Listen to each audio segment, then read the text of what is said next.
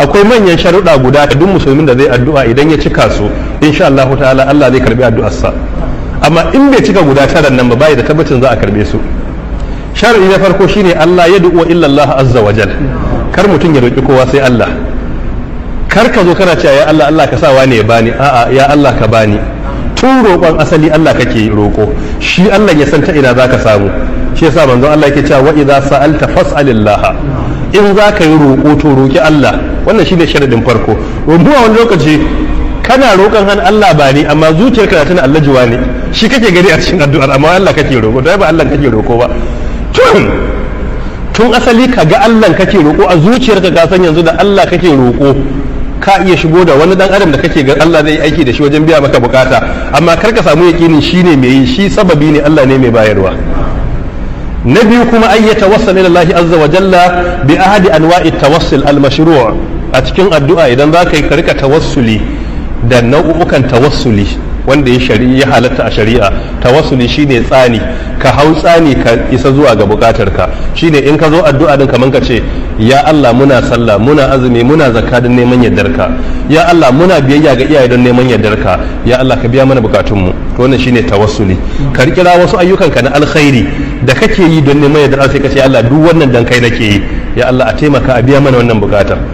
Tawassuli ya halatta kuma ka roƙi wani mutum da kake ga bawan Allah ne a ce akar maka Allah ko ustazuwa ne don Allah tuna da mu cikin addu'a. Ya halatta a roƙi wani mutum ya taimaka maka da addu'a. Ba wai ka ce Allah ba zidan wani ba sai dai ka roƙi shi wannan ya maka addu'a. Don sahabbai sukan zo su roƙi manzon Allah ya musu addu'a kamar mimbarin da ya hawa yake khutba wani balarabin kawai ya zo shi ya annabi ya mana addu'a Allah ya ruwa kuma annabi ya daga hannu ya addu'a. Kaga ya roƙi annabi ya addu'a ne. Ya halatta ka roƙi wanda kake ga Allah zai amsa addu'a sai maka. Ya halatta ka roƙi Allah da sunayensa masu daraja tawassuli ne. Alhayyu alqayyum misali asma'ullahi al'azam. Wannan shine nau'i na biyu. In za ka yi addu'a ka rika roƙon Allah da wasu ayyukanka na alkhairi ko sunayensa masu daraja ko kuma ka roƙi wani salihin bawa ya maka addu'a. Na uku kuma tajannub al-istijal. A cikin addu'a dole ka nisanci gaggawa. Kar ka rika yanzu sai an baka ya Allah ba ni yanzu kana daga hannun kaman za a jefo daga sama kana miƙe Allah ba ni ya Allah ba ni wannan ba daidai bane a sunna. Babu istijali, Allah shi ya san yaushe ya dace a baka. Hadisi ingantacce manzo Allah yace yustajabu li ahadikum ma lam yu'ajjal. Ana amsa wa ɗayan kuma matukar bai gaggawa ba, amma in ya gaggawa ba za a amsa masa ba kenan babu tabbas. Amma matukar baka yi gaggawa ba cikin addu'a, annabi tsira da aminci sabbata a gare shi yace Allah subhanahu wata'ala zai iya amsa maka. Na hudu shine ayyadu Allah azza wa jalla biduni ithm wala qati'ah. Mutum ya roki Allah addu'ar da babu zunubi babu yanke zumunta a cikinta. Shine karka rika roƙon Allah kuma haramu. Duk abin da zaka roƙa karka yi addu'a ta haramu. Ka rika cewa ya Allah ya sa duk Abuja babu wanda kai ka iya shan giya. Kaga wannan addu'a ai bata yi ba. Ko ka rika addu'a ya Allah Allah raba tsakanin wani da uwarsa ko Allah ya raba tsakanin wance da mahaifiyarta. Wannan kaga akwai yanke zumunta. Annabi ya ce irin wannan addu'a Allah subhanahu wata'ala baya amsa. Yace yustajabu li abdin ma lam yad'u bi ithmin wala bi qati'ati rahim. Ana amsa wa ɗayan ku matukar bai yi addu'a da zunubi ko da yanke zumunta ba. Na biyar kuma shine husnul zanni billah.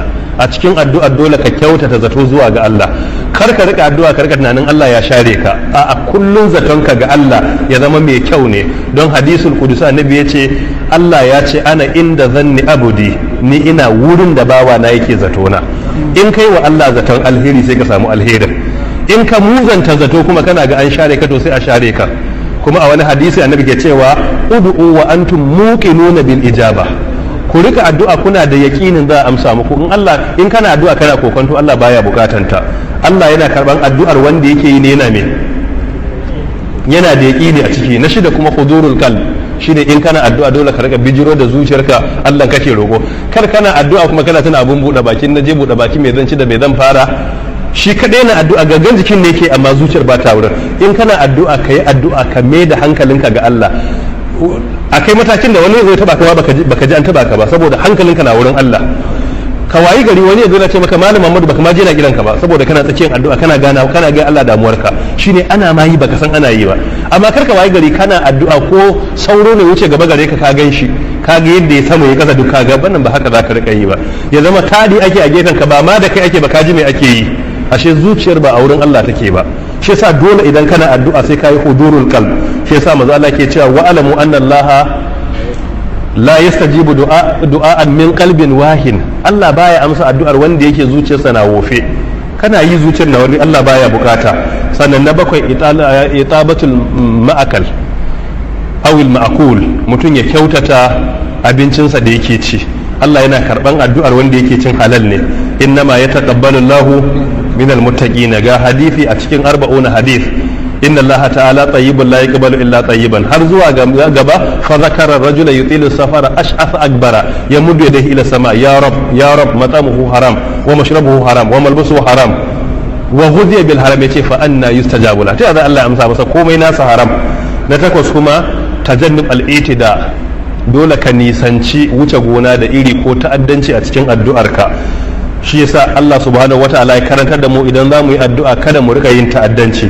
ud'u rabbakum tadarruan wa khufiya, sai kuma yace me innahu la yuhibbul mu'tadina, duk wanda ke addu'a yake wuce gona da iri Allah subhanahu wata'ala baya amsa masa. Suratul Araf aya ta 55. Ka rika addu'a ta zalunci, ya Allah ka halakar da su wane, ya Allah kai kaza ko babu dalili, Allah baya karba. Ko kuma ka rika addu'a ta wuce gona da iri, misali ka zauna kai kadai ka san an turo annabin karshe ka ce ya Allah ya sa ka zama annabi, wannan yayi Allah baya karba. Ko kuma ka ce ya Allah ka sa, ka ce Allah ya sa asara kanka amma kuma ka rika rayuwa a haka kana ci kana sha, yayi Allah zai iya rayar da kai babu kai, amma me yasa zaka roki abin da ba zai yi ba? Ko kuma kana zaune masallacin annur ka ce ya Allah daga nan zuwa a sha ruwa Allah ka sa zama shugaban kasan Amerika, yayi ma'ana? Ai kai ka san kai ta'addanci haka kawai, kana zaune a annur a cikin Abuja Wusatu kuma shikenan sai a ce kai ne shugaban kasan Amerika. Sai na tara kuma ka rika yin addu'a a lokacin da kake addu'a, kada ka manta da wani abu na wajibi, shine karka waye gari kana addu'a baka tashi ba kuma suna sallan farilla kuma kai baka yi farillan ba, addu'ar Allah ba zai karbe ta ba, babu tabbacin za a karba. Shine karka yadda dalilin addu'ar ka bar wani abun da yafi addu'ar muhimmanci a lokacin da kake yin ta. Irin abin da ya faru da Juraiju, ya bar mahaifiyarsa ya share ta, ya tsaya yana sallah qiyamul layl na nafila yana addu'a, Allah ya jarrabe shi kamar yadda za a sahihu Muslim. Waɗannan sharuɗa guda 7 in ka cika muna fi guda 9, in ka cika muna fatan Allah subhanahu wata'ala zai amsa maka.